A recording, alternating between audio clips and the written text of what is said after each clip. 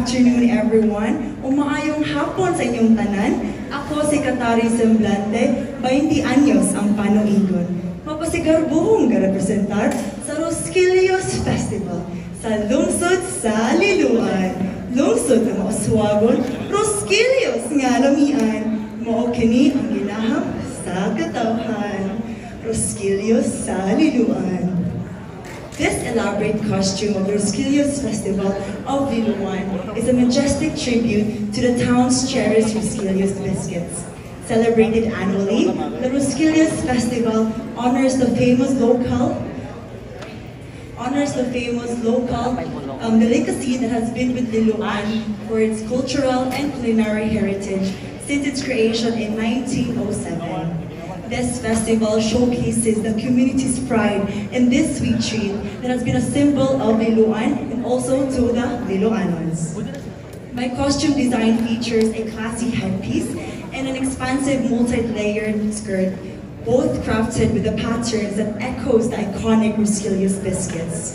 The central Rosquillos biscuits are made with rubber slices and insulation foam, covered with cloth and adorned with sparkling rhinestones, adding a touch of elegance and celebration. This festival showcases that this festival is a festive spirit and rich in history, embodying that how Liloan is Liloan. Fun fact, Liloan actually has a dance for Rosquillos. There are 4 basic steps on creating the Rosquillos. There is masa, hulma, horno, and pasalamat.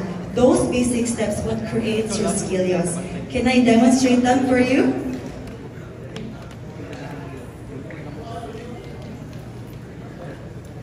The first step is masa.